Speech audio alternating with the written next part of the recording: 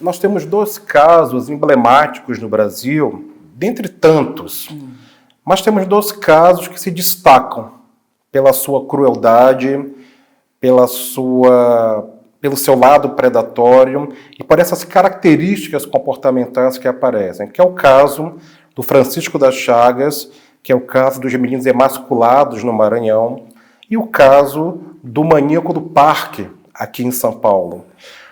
Como que a gente poderia, na prática, usar o conhecimento do profiler, da psicologia investigativa?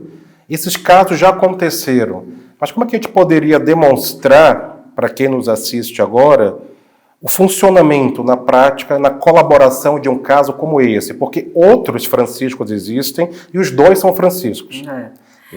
Bem, é interessante porque a gente vê claramente o que está escrito na literatura desde a década de 60, 70, a gente vê nesses casos. Por exemplo, falta esse conhecimento para quem vai trabalhar na investigação, daí a importância do psicólogo investigativo dentro das delegacias, né, trabalhando. Por exemplo, o Chagas. O Chagas é um hedonista, é um serial killer do tipo hedonista, né?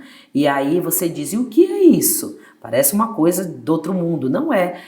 Nos estudos que eles fizeram, por exemplo, com serial killers, eles descobriram 4 padrões comportamentais, que é o visionário, o missão, o hedonista e o poder. Cada um desses padrões, eles têm características específicas.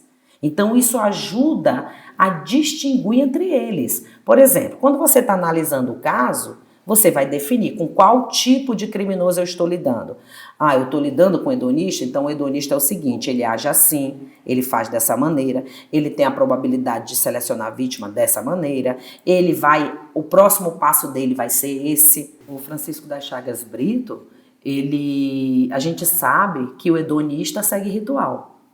O visionário e missão não tem ritual. O hedonista e o poder são mais propícios ao ritual. Então, às vezes, a gente escuta o pessoal falando assim, todo serial killer tem um ritual. Não, são alguns serial killers. Exatamente. E relacionado aos padrões. Então, por exemplo, dando exemplo disso, o Francisco das Chagas Brito, ele era bem cheio de ritual, né? Ele sentava as crianças que ele matava e escorava, né, os corpos numa específica árvore, né, que é o tucum. Ele cortava o dedo só até a segunda falange. Então isso também é uma parte do trabalho do criminal profile. Por que ele cortava o dedo até a segunda falange? Então você também analisa esses simbolismos. Basicamente, o dedo como um objeto fálico, representando na fantasia dele um pênis, e cortando pela metade até a segunda falange, representando um pênis de criança.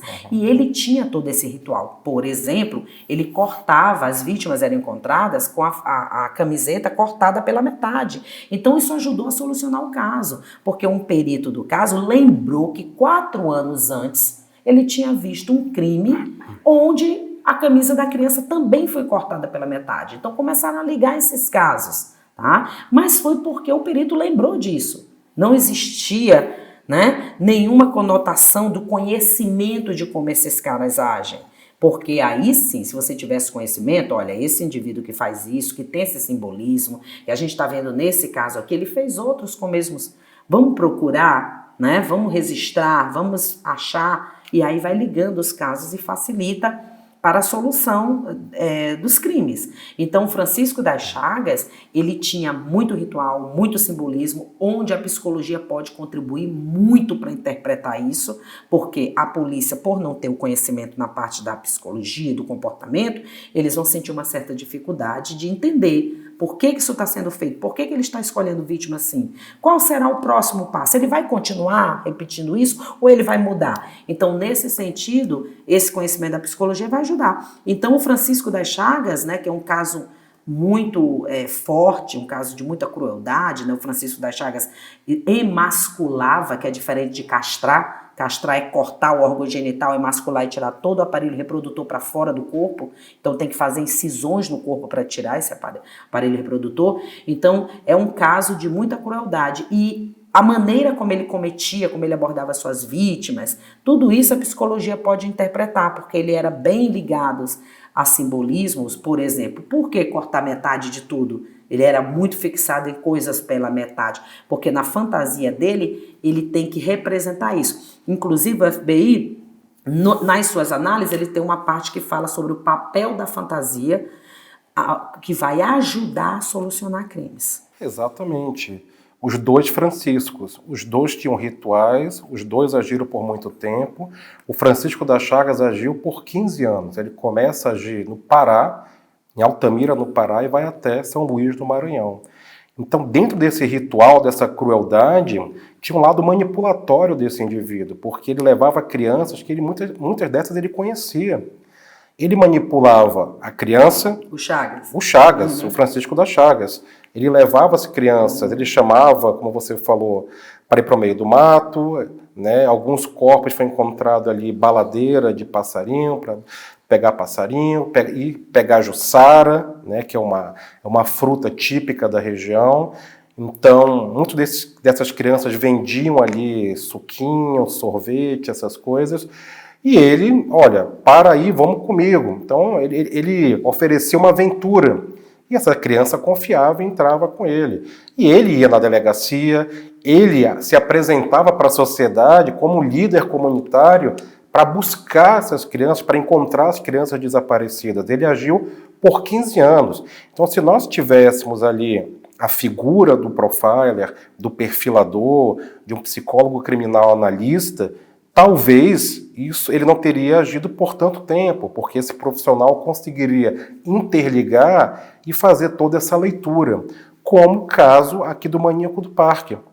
Quantas vítimas, quantas mulheres sofreram, quantas famílias foram destruídas porque um homem decide agir de uma maneira disfuncional. E o Francisco de São Paulo, que é o Maníaco do Parque, ele também tinha um ritual. Ele também tinha uma maneira de operar, ele tinha um modus operandi muito específico para atrair essas vítimas.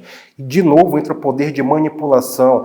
E é interessante, Aline, que esses indivíduos, esses criminosos em série, esses serial killers, eles levam essas vítimas para a sua zona de conforto, e essas vítimas vão porque querem. Porque querem, entre aspas, porque elas são manipuladas, são dominadas psicologicamente e vão com as próprias pernas. Interessante no Maníaco do Parque, ele tem uma situação que ilustra muito o que o profiler já conhece, já sabe. O Maníaco do Parque, ao delegado perguntar para ele, você sentiu pena de alguma das suas vítimas, se compadeceu? E ele disse, não. Aí depois ele disse, eu senti de uma. Lógico, o delegado perguntou para ele, de quem? Ele disse, de fulana, que basicamente era a vítima mais jovem, porque o Maníaco do Parque ele só selecionava vítimas na idade de 24 a 28 anos, só que essa vítima tinha 17 anos. Então a primeira coisa que se pergunta na análise do perfil comportamental, por quê? Ou seja, por que esta vítima sai do padrão? Né? E isso é fundamental. Por exemplo, ele continua falando e diz, eu fiquei com pena dessa vítima porque eu entrei na mata com ela, já estava escuro, porque o Maníaco do Parque é outra questão, ele não entrava na mata escura, ele entrava enquanto estava claro.